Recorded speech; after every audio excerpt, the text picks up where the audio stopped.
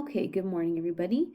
So we are beginning our look at electricity, which is our physics unit.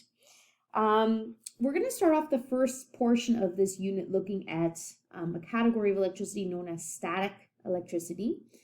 So this will help to explain things like shocks you might feel if you touch a metal doorknob, or the reason why sometimes clothes stick to each other if they come out of the dryer, and things like electricity in terms of naturally formed electricity, such as lightning.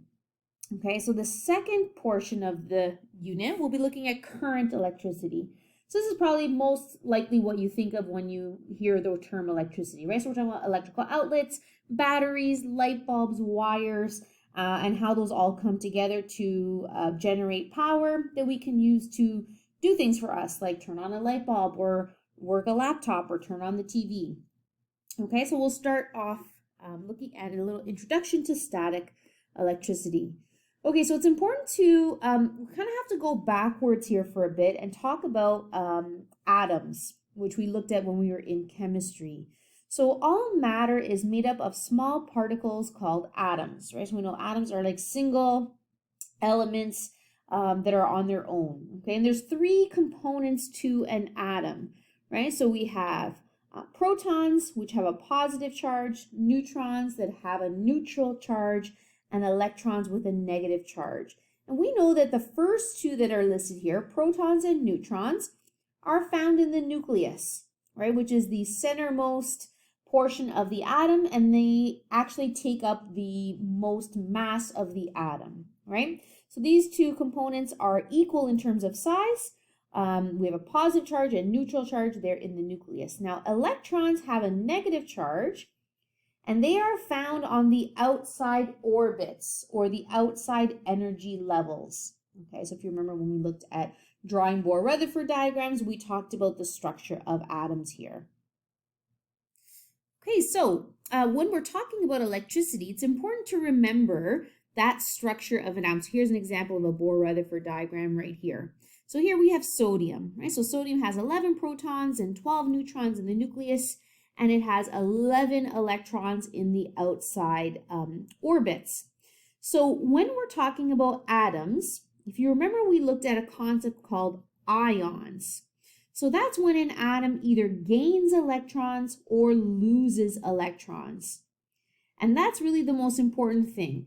I want you to remember that atoms can gain or lose electrons, but you can never gain or lose protons or neutrons. So the nucleus of an atom is always the same, right? So the nucleus of sodium is never changing, but sodium has the ability to lose that electron, okay? But it's not going to lose a proton, and it's not going to lose a neutron. So it's the same thing we're going to talk about here. When we look at electricity, electricity is the movement of electrons. So you are never moving protons, you are never moving neutrons, only negative charges. So just to recap, so when an atom has an equal number of protons and electrons, we say that it is neutral, right? So if we have, and it makes sense like even from a mathematical point of view. So if we have 10 protons, which means positive 10, and we have 10 electrons, which is negative 10, that adds up to 0, right? To no charge. But if an atom has lost electrons, it becomes positive charged. So let's say we had positive 10 and we lost 2 electrons. Okay, so let's imagine we had the same concept and we lost 2 electrons. So now we have 8 electrons instead of 10. Well, positive 10 plus negative 8 is positive 2, right? So the overall charge becomes positive when electrons are lost. The opposite is true when we gain electrons. So when an atom gains electrons, we end up with a negative charge. So let's take the same example here. So positive 10. So our original atom here, we had 10 electrons. And let's say we're going to add in 3 more. It becomes negative 13 now. So positive 10 plus negative 13 gives us a negative 3, right? So when we gain electrons, because electrons have a negative charge, the overall structure will become negative. Okay, so this is important to keep in mind because when we look at the movement of electrons, we're going to start calling things neutral, positive, or negative depending on the movement. Okay, so when we talk about electric charges, right, so an electric charge basically means that there is a force of either positive or negative forces that are acting on that particle or that atom. Okay, so there are two types of electric charges. We can have positive charges or we can have negative charges, which we just mentioned. So when you have neutral, technically that is considered to be no charge.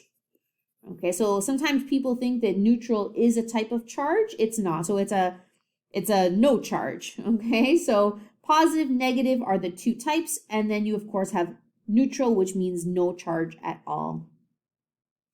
So does every single object have a charge? Well, no. We know that objects are usually neutral, right?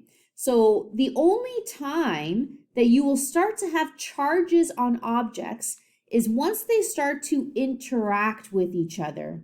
And actually, this is the whole first part of static electricity. We're going to look at the different types of interactions that exist. So everything always begins as being neutral unless you have some sort of interaction, and that interaction has to involve electron movement. So remember, we just finished saying it can become positive or negative depending on the movement of electrons. So unless electrons are moving, you're going to have a neutral object. But as soon as electrons are lost or gained, you're going to have a charge that's now going to be on that object. Okay, so keep in mind that you never lose electrons completely.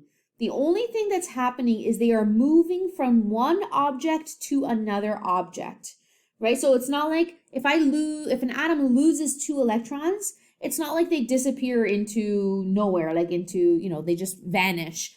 Those 2 electrons have to go somewhere. So if something is losing electrons, there's something else that's going to be nearby that is gaining those electrons, right? So same thing, like you can't gain electrons out of nowhere. The electrons have to come from somewhere, right? So that's just looking at like, nothing can be created or destroyed, right? So in terms of thermodynamic laws, essentially, you can't just have things disappearing or coming out of nowhere. So you're going to have them moving from one thing to another. And this will make more sense once we start looking at some pictures. Okay, so when we say the term static electricity, what do we mean when we say static? Okay, so static is another way of saying basically unmoving or remaining still. So static electricity is a charge that will build up on the surface of an object. So meaning current, if you think of current electricity, which is the other type, current electricity is where the electrons are always moving. Let's say moving in a wire, right? So you plug something into the wall, into the outlet, the electricity will, or the electrons will move from the wall into your laptop, right? So they are flowing through that wire. Okay, when we're talking about static electricity, there is no flow movement. You can have electrons that will be gained and lost, but they do not continuously flow. They kind of jump from one object to another, and then they stay there. So they don't move. So once the charged object is charged, they don't really move around after that, okay, unless you force it to move. So again, this is going back to looking at the interactions. So there's going to be 4 interactions that we're going to look at over the course of the next couple of weeks. Okay, so we're going to talk about one type of interaction in this lesson today, and that interaction is known as friction. Okay, so friction is a very common cause of static electricity, and we'll take a look at what that means and how do we figure out what charges something has. Okay, here we go. So what is friction? So if you take your 2 hands and rub them together, right? So rub them together. You may notice that your hands get a little bit warm. Okay, so friction, what you're doing is you're causing friction between your 2 hands.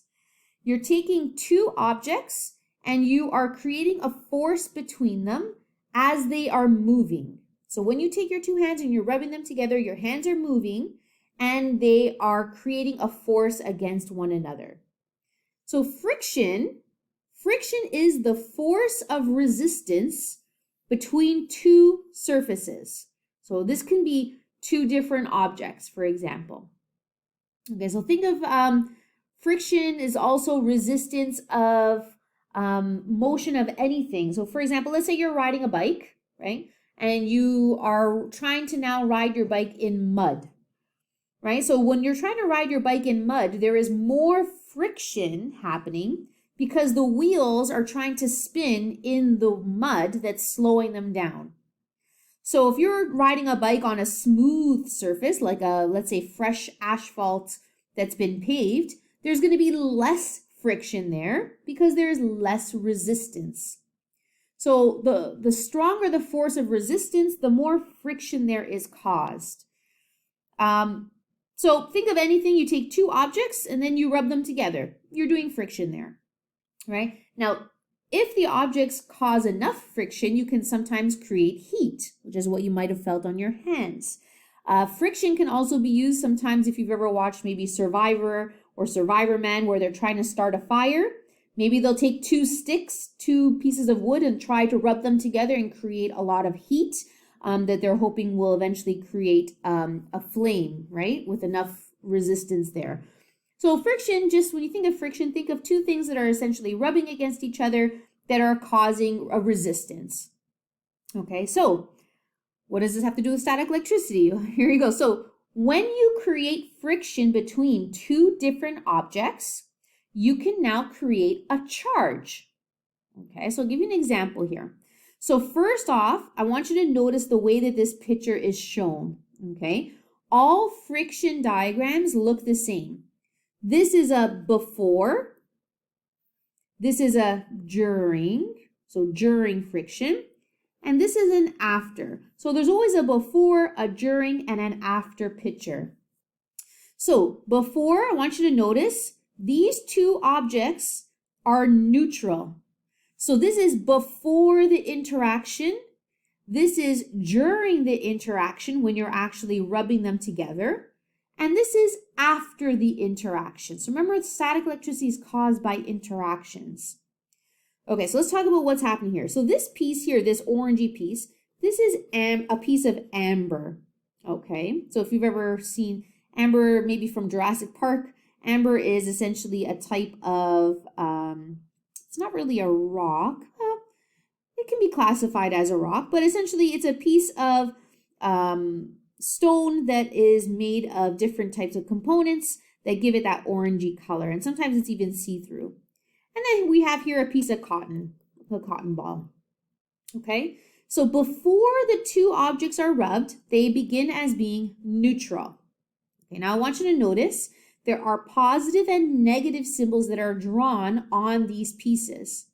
So we have 3 positives and 3 negatives. Now those positives are representing the protons in the atoms of this amber. Now, does that mean that there are only 3 atoms here? No. Okay, this is just a picture representation.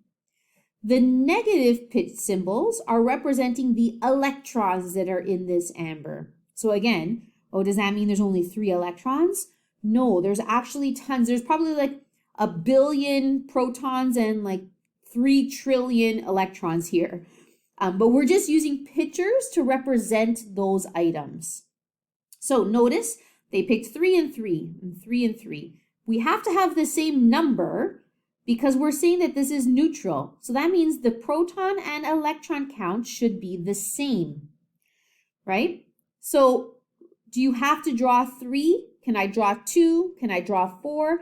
Technically, you can draw however many you wish, but the point is you're using them as just symbol representations and you need the same number because they are neutral. Okay, usually most of the pictures you're going to see 3 or maybe 4 symbols.